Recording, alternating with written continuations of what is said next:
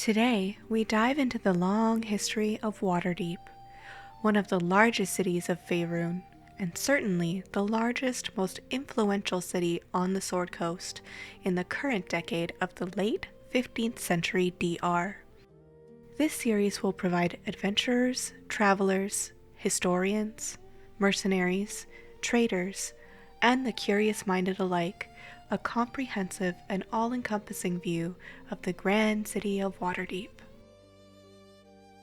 Today's exploration will focus on the history and creation of the city itself, while future deep dives will tackle Waterdeep's geography, places of note, politics and government, and people of note.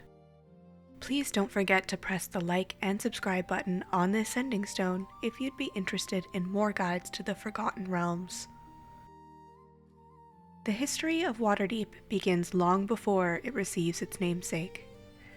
The city began as an ancient elven settlement called Alinthaldar, founded in approximately -8500 DR. Though not much evidence of the city remains, as it was magically razed in -1100 DR when the elves retreated to Evermeet. The only physical evidence that remains of this ancient elven city were the crypts below the Pantheon Temple of the Seldarine in Waterdeep. Before the self-destruction of Alinthaldar, a clan of dwarves arrived in -1288 DR. King Maler I began mining mithril, also known as true metal, in the side of the mountain and underneath Alinthaldar. This settlement came to be known as Malerbode. As more and more dwarves from Clan Malerkin began to settle into this new dwarven city, the dwarves expanded nearer and nearer to the surface, which made the elves of Alinthaldar uneasy and feared their city would collapse. The elves and dwarves came to an agreement, and in exchange for a large amount of mithril, the elves would perform an extremely powerful spell called a mythal. A mythal is a powerful magical effect created by a group of spellcasters by permanently altering the weave. In doing this, the elves and dwarves were able to coexist without fear of either settlement collapsing, no matter how greedily or deep the dwarves' mind. In -1100 DR, the elves magically razed their own city and retreated to Evermeet. The area was soon taken over by barbarian tribes who used it as a trading hub to do business with people down south. Eventually, some tribes made the area their permanent home rather than traveling back and forth for each trade moot. Sometime around -800 DR to -750 DR, the Netherese moved into the mountain adjacent to Malerbode. The actual name of this Netherese settlement has been lost to the ages, but it is modernly known as the Sargoth Enclave, due to the Sargoth River being the only known way out to the outside world. The Sargoth Enclave was created by a group of powerful Netherese wizards who used it as a safe haven for conducting magical studies and experiments. The city being created and formed by magic meant that when the fall of Netheril occurred in -339 DR, the mythal-like mantle malfunctioned, and the enormously high ceilings collapsed and destroyed approximately 2/3 of the Enclave structures. The remaining third was vaporized. However, the skulls of 13 wizards survived, later becoming the skulls of Skullport. By 52 DR, a permanent farming community of Aluskins, another name for humans from the northern Sword Coast, had been established. For the next 1,000 years, the area would go by various hold names, depending on who was in charge of the area at the time. To start, Blackcloak Hold was established by Hallister Blackcloak, who constructed a keep where he resided at first, called Hallister's Hold. Hallister was a brutal leader who conducted Hallister's hunts between 171 to 308 DR, which brutally exterminated the drow and dwarves from the Undermountain so he could use the space for his own purposes. In 307 DR, Hallister and his 7 apprentices abandoned Hallister's hold for them to permanently move into the Undermountain. In 482 DR, a warlord from Tethir named Ulbereg Bloodhand came to the area to conquer and unite the various tribes that had settled and farmed the land. He organized and unified the tribes into the Bloodhand tribe and called his land Bloodhand Hold. In 554 DR, the Abbey of Shanti was constructed on the slopes of Mount Waterdeep, on the site where the Palace of Waterdeep would later be built. The abbey was dedicated to the Great Mother and stood from the 6th to 10th century DR. It was one of the longest standing buildings from the time of Bloodhand Hold. In 872 to 882 DR, a tribal leader known as Nemor the Reaver led his human tribe of barbarians in search of a new home and came across Bloodhand Hold. He easily seized it for himself and renamed it Nemor's Hold. Nemor was a major player in the Troll Wars and Orc Fastings War. He famously owned a heavy magic shield known as his Blazing Bulwark. The spiked flaming shield was carried into battle during the First Troll War of 932 DR, where it was quite effective against the regenerating trolls.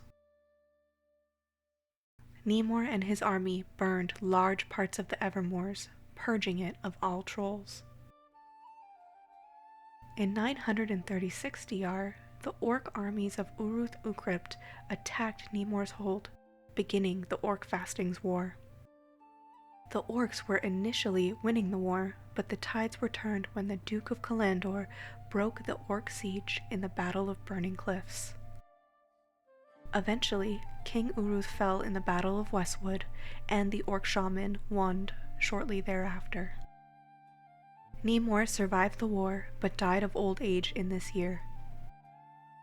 Garl was chosen to be the next warlord of Nemor's Hold, though by this time the name Waterdeep was being commonly used as an alternative for Nemor's Hold. The Second Troll War began in 940 DR and lasted for 12 long years. It was fought by the humans of Waterdeep, allied with the other cities of the Sword Coast North, against the trolls of the Evermoors. First, the Waterdavians drove the trolls back from the city's walls. Then the human realms united under Azeroth, War Captain of Silvery Moon, Agairon of Waterdeep, and Samular Caradun of Tyr, and together they eradicated trolls across the Evermoors for a second time. Agairon the Mage used his magical prowess to end the troll wars in a decisive victory. In this same year, 952 DR, a temple and monastery to Lathander was built outside the city, which would later be known as the Spires of the Morning. A third troll war almost broke out in 963 DR, but Agairon and a band of wizards hurled the leaders of the troll army into an extra-dimensional prison, thwarting the attack. Castle Waterdeep started to be built in this same year, 963 DR, to be finished by 974 DR, and the walls of the city continued to expand as more and more people migrated to the stronghold for protection. During this time, the keep and surrounding area were officially known as the Free City of Waterdeep. In the same year the castle's construction was completed, Laurun became the first warlord of Waterdeep. In 1024 DR, the Waterdavian adventurers, known as the Dawnbringer Company, raided Ukrypt, a sacred crypt to the Brotherhood of the Scarlet Scourge, who raised the Broken Bone Orc horde in retaliation. Although they were the first horde of orcs to leave the mountains in a generation, their assault on Waterdeep was stopped when they were attacked by the Claws of the Coast, Lamaruntas, a female bronze dragon beloved by humans. 2 years later, the Brotherhood of the Scarlet Scourge mustered another horde of orcs from the Sword Mountains, known as the Black Claw, and set them to assault Waterdeep. Warlord Laroon lost her life defending the city walls from the assailants. The orcs were finally defeated at Stump Bog. Following the death of Laroon, Warlord Rowlor became the ruler of Waterdeep. Rowlor used the city's wealth to create a vast empire of the north, which the mage Agairon strongly opposed. Rowlor ordered his arrest, which Agairon used his magic to prevent. Rowlor struck out at him with his sword, which Agairon turned into a snake. The venomous snake bit Rowlor, eventually killing him. Agairon declared himself the first open lord of Waterdeep, creating a new system of government that is still in use to this day. All lords of the city would remain completely anonymous, save for one, the Open Lord. Under Agairon, Waterdeep secured the areas to the north for the humans and built new roads to interconnect them, while continuing to grow 5 times its size, becoming more and more prosperous. The city developed the nickname the Crown of the North. Agairon restructured the army and navy that Rowlor had built up into the City Watch and the City Guard. The era that saw Agairon as its lord would come to be known as the Age of Agairon. In 1071 DR, the renowned adventurer Ranresa Shiard returned to the slopes of Mount Waterdeep, riding on the copper worm Galaderos. Ranresa was welcomed home, but the citizens of the city were at unease, seeing the giant dragon flying over their city. To allay their fears, Agairon created a dragon ward mythal, acting as a magical barrier to protect the city from dragons. The Netherese necromancer Shradin Mullafor, who would come to be known as the Lord of Bones, discovered the ruins of the Sargoth Enclave in 1148 DR, and used the destroyed chambers as his own personal domain. He would open up trade routes with various powers of the Underdark by linking the Sargoth River with subterranean waterways and a series of portals to other lands. By 1173 DR, the Lord of Bones' lair was a permanent settlement and came to be known as the Port of Shadow, or Skullport. In 1184 DR, the Lord of Bones took an expedition to the Underhalls and returned to Skullport as an unstable and unpredictable man. In 1235 DR, the Sword Coast was overrun and Waterdeep besieged by the largest orc horde in recorded history. The siege of the city lasted for 9 months and was broken when Agairon used griffins to fly supplies of food and aid into the city. These brave actions would lead to the formation of the famous Griffin Cavalry.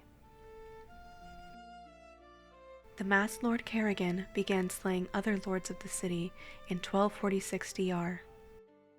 He murdered 3 of the city's rulers in a bid for power, before Agairon confronted him in a battle of magic that ended in the masked lord's death within the southern ward. Crime and deceit began to develop in Waterdeep, which resulted in Agairon ordering the creation of city guilds to prevent the further spread of problems. Owing to a lack of space, the individual graves within Waterdeep's graveyard were replaced with tombs, leading to the creation of the City of the Dead in 1250 DR. However, problems began to, literally, arise with undead, so walls were built around the City of Undead to separate it from the rest of the city. By day, it doubled as the city's major public park picnic area. Besides burials and funerals, the City of the Dead was host to a variety of activities among the citizens. These included being an exercise run, a dueling ground, a playground, a high sun dining area, a meeting moot, a place where courting lovers could meet in private, and a performance venue for minstrels. At night, the City of the Dead was closed to the public, yet it was still used by many for more nefarious activities. Fun fact, saying that someone was, quote, in the city is slang, meaning that that person is dead.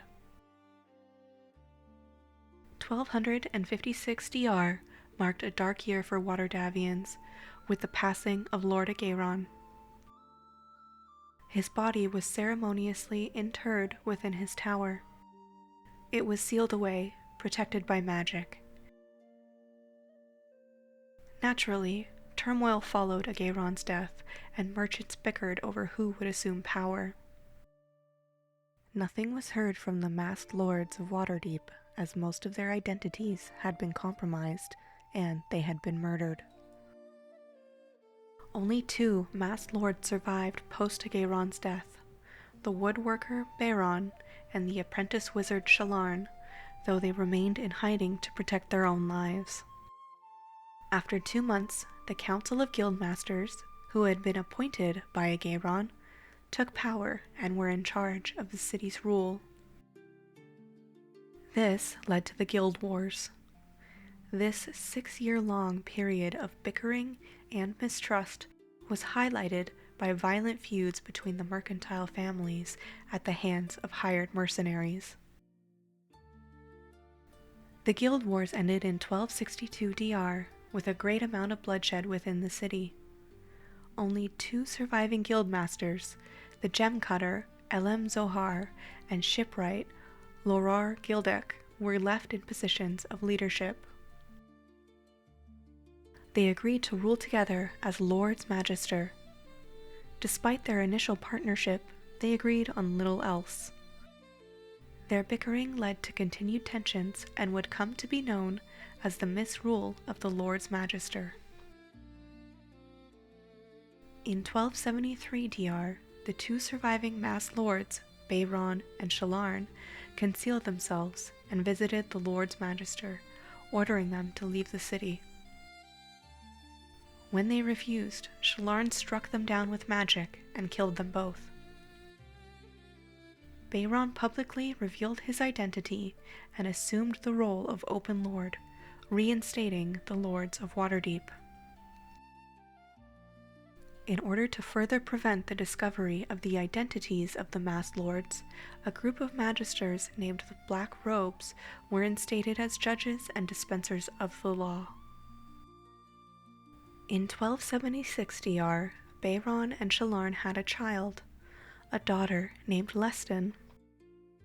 Lestin later married Zelfar Aronson of Neverwinter, the youngest son of Kelbin Blackstaff.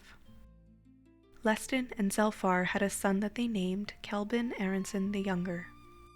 Sadly, in 1308 DR, Lord Bayron died of a fever, and his wife Shalarn threw herself onto the funeral pyre, leaving their daughter to become the next Open Lord of Waterdeep.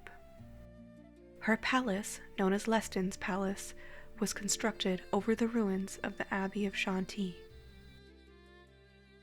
In 1311 DR, Lady Lestin's husband, Zelfar, was murdered by an anonymous lich of the Twisted Rune by means of an arcane hand of force. The identity of Zelfar's killer would remain unknown for over a century. After the death of his son, Kelbin Blackstaff the Elder returned to Blackstaff Tower to train his grandson as the new Blackstaff.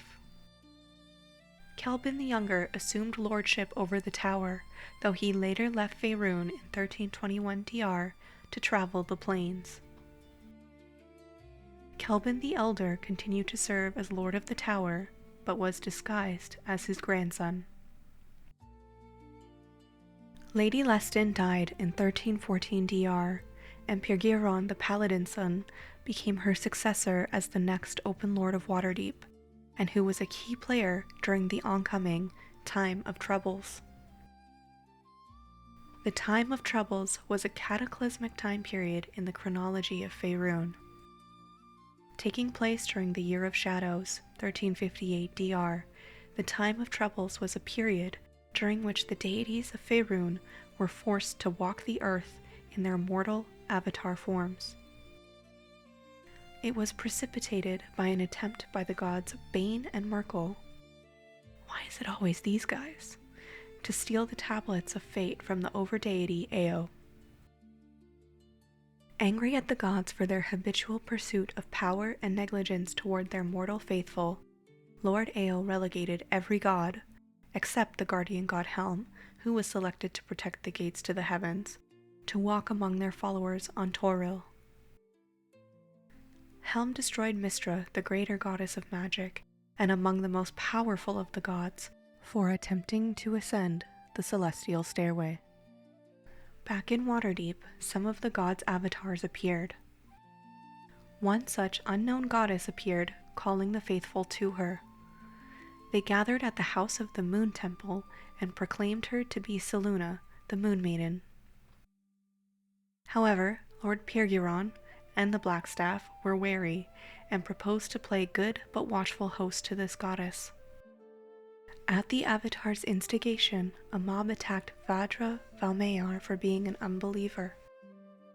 At the same time, the Avatar attacked another, Luna, defeating her in a spell battle on the steps of the temple before the faithful. The Avatar was later a guest of honor at a party at Castle Waterdeep, but this was disrupted by the Dark Army of the Night, and then by a spell battle between the Avatar and Kiriani. Lord Pirgiron and the other nobility came to feel the goddess's behavior was reckless, and they may have been hasty in welcoming her. Ultimately, after infiltrating the House of the Moon and rescuing Luna, the heroes of the Selûne Smile Tavern exposed the false avatar as the goddess Shar, while Luna herself was truly Selûne. Shar attacked the heroes at the tavern, but the renewed Selûne fought Shar over the streets of Waterdeep and defeated her. Selûne's defeat of Shar became famous across the realms. After defeating Bane and Baal, Midnight and her companions, Cyril, Kelemvor, and Adon, regrouped in Waterdeep. After some time, the Avatar of Merkel appeared, the last of the Dead Three, in a cloud of black fog pouring out of the Pool of Loss beneath the yawning Portal Inn. Using one of the tablets to hold open the portal, a legion of fiends and undead poured into the city. Midnight and her companions were accompanied by Elminster and Kelbin the Elder as they holed up in Blackstaff Tower, having hidden the twin tablet in the tower's library. In the chaos that followed the assault of his malevolent army, Merkel easily found the artifact, reunited the twin tablets, and ascended to the roof of the tower. Before he could reach the celestial stairway, Midnight managed to steal one of the tablets by means of her growing arcane power. As a griffin rider flew to the tower and temporarily distracted Merkel, Midnight managed to disintegrate the Avatar, even in the middle of a zone of silence. A cloud of brown pestilence fell from the roof of the tower and drifted over 2 city blocks, withering plants and choking people and animals alike. Midnight was then ascended to godhood by Eo, becoming the new Mystra and restoring magic to Toril, for the time being. Note, this section may contain spoilers for the Dungeon of the Mad Mage campaign. In 1369 DR, Hallister Blackcloak was abducted from his lair in the Undermountain, where he had been conducting dark and chaotic experiments for approximately the last 1,000 years. Ancient, obscenely powerful, and quite mad, his removal from his almost extraplanetary home resulted in the madness of the dungeon to escape, wreaking havoc across the realms. But by far the greatest amount of mayhem spilled out into the city of Waterdeep. A group of adventurers hired by the Lords of Waterdeep managed to free Hallister. The Mad Mage immediately returned to the Undermountain, which quelled the chaos of the dungeon and ended the terror of Hallister's high harvesttide within hours. A few years later, in 1375 DR, an earthquake struck Waterdeep. Though the city suffered little damage, many people there saw visions of Hallister screaming, his eyes ablaze with rage, sorrow, and swimming stars. Arcane magic users who saw the visions also reported scenes of destruction in the vast maze of the Undermountain. Pillars cracking and crumbling, chasms and rifts opening, and explosions of sparks. Those brave enough to investigate quickly discovered that Hallister had inadvertently killed himself while attempting a powerful ritual. As he died, he hurled desperate visions and compulsions to people all across the continent. Hallister's ritual had not slain the Mad Mage, but instead scattered his essence across the plains, with the influence of the spell plague preventing it from being reformed within one of his clones, hidden in the Undermountain. It is speculated that after the Second Sundering, Hallister was able to recorporate himself and return to the Undermountain, resuming his normal activities as if he had never been gone. In 1385 DR, the spell plague ravaged Toril, dramatically altering the landscape of Faerun.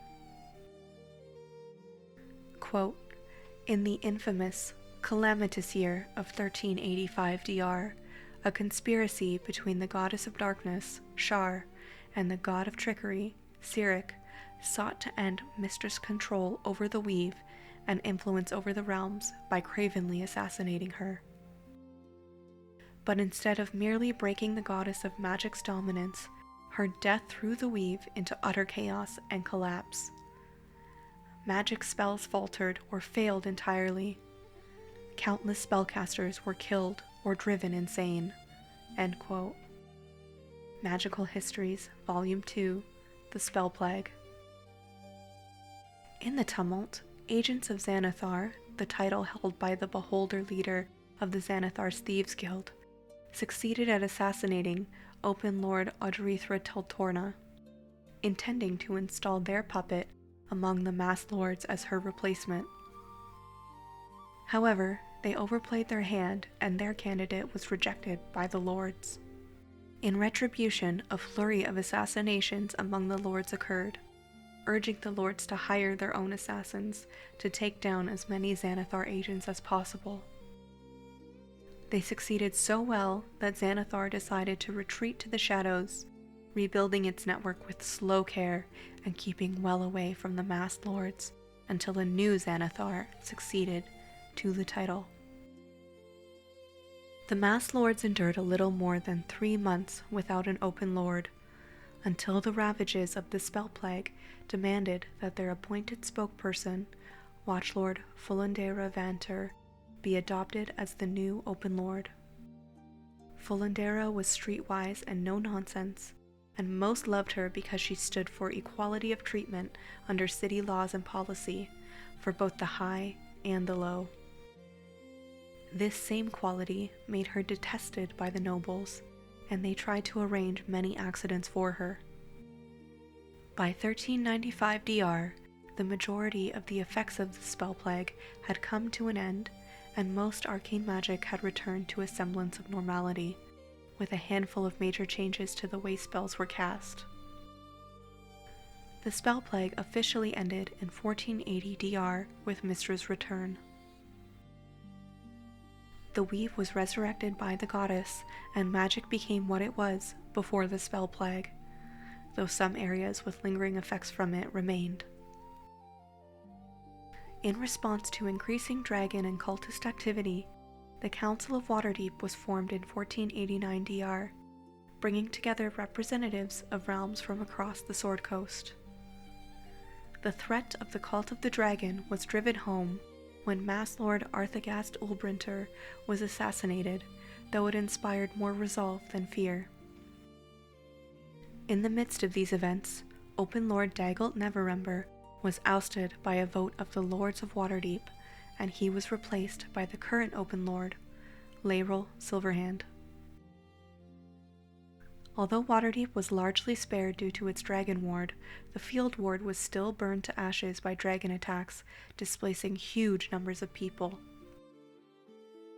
Kazondur was a very wealthy Waterdavian investor, though he also engaged in sinister plots to further his own ambitions. He planned to discreetly increase his own influence by assassinating mass lords in order to fulfill their vacant positions with his own supporters. But after he killed Laeral Silverhand, he tried to seize control of the city directly in 1491 DR. His plot was foiled when Laeral returned in the body of Elminster. In the following year, violence erupted in the streets and backrooms of the city as competing factions searched for former Open Lord Daggelt Neverember's hoard of embezzled gold. The Growlhunts, the Castellanters, Jarlaxle, Manchun, Xanathar, and others caused no end of problems for each other and the city as they fought for the prize. The treasure was eventually found in a hidden section of Malerkin ruins, inside of the Undermountain, guarded by the gold dragon Oranax, who had also been given the dragon staff of Agairon by Neverember. That brings us to present-day Waterdeep, though the deep dive doesn't end here. Next up, we will be covering the geography of Waterdeep, some of which we covered here, but we will be getting into much more detail, so make sure to subscribe to this sending stone so you don't miss out on that sweet, sweet Forgotten Realms lore.